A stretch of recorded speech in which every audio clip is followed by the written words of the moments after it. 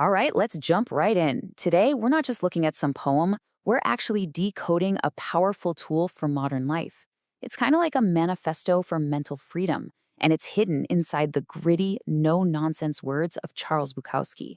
So get ready, because we're going to see how one short piece of writing can teach you how to swat away all the noise in the world.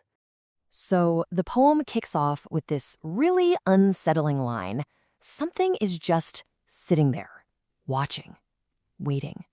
And Bukowski doesn't tell us what it is.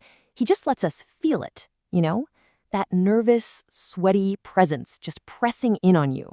So you gotta ask, what is this mysterious visitor? And here's the big reveal. The it watching him is, well, it's everything. It's the three massive forces that basically run our lives: love, fame, and death. But here's the genius of it. Look how he frames them. He doesn't see them as these cosmic gods, but as a single annoying pest. And this is right where he starts to flip the entire script on us. I mean, this right here, this is the core of his genius. On the left, you've got the cosmic tyrants, the stuff philosophers and poets, and let's be honest, all of us wrestle with our whole lives. And on the right, an old woman going to market. He takes these gigantic, oppressive ideas and shrinks them down into something so mundane, so ordinary, you could just ignore it. And this is the whole point, right? It's not just some clever metaphor, it's a profound psychological shift. The moment you refuse to give these big, scary things their epic status, you strip them of their power over you. You're basically taking back the room. And that is a move that you can make too. Okay, so he's reframed the problem. Now what? Well, he doesn't just sit there and think his way out of it. He acts. The poem gives us this physical, decisive action. And it's more than just a swat, really. It's a liberation protocol. And bam! Just like that. After all that tension, all that quiet dread he was building, it's over. In an instant. The action is almost comically simple.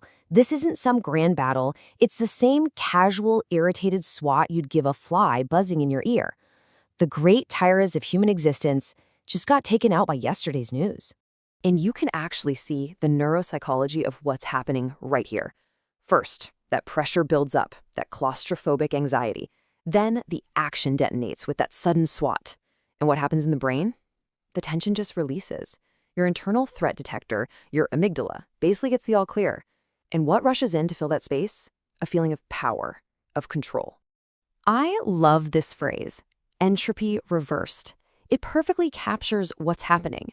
You're taking all of this heavy, chaotic, cosmic weight, love, fame, death, and you're collapsing it into something small and manageable.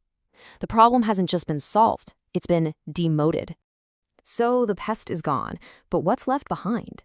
What is this sudden quiet that follows? See, it's not just an absence of noise. Bukowski's actually redefining silence itself as an act of power. Right after the swat, there's a scream. Now, your first instinct might be to think, oh, that's a sound of pain, of tragedy. But that's the trap.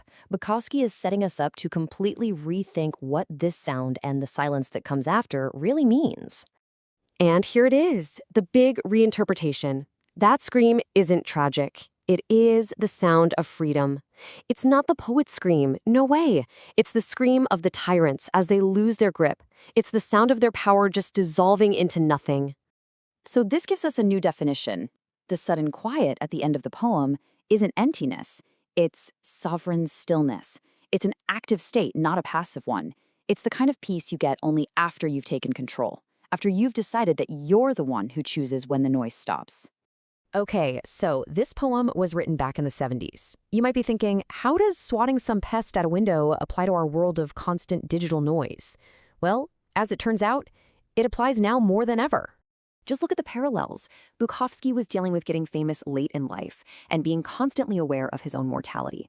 And us, our world is the endless scroll, the hunt for algorithmic fame, and a culture just saturated with mortality memes and death anxiety.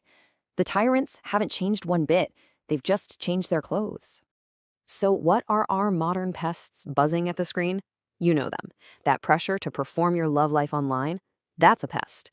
The desperate hunger to go viral, the endless doom scrolling, that relentless feeling that you should always be productive, they're all pests. And Bukowski's poem is basically him handing you the newspaper and saying, go on, swat 'em.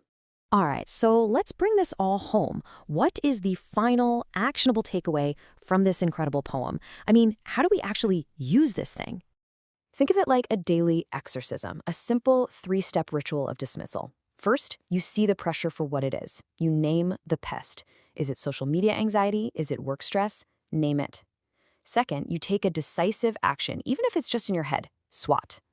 And third, you actively choose the quiet that follows. You own that space. And in the end, it really all boils down to this one fundamental question. In your life, in your day, in your own mind, who gets the final say?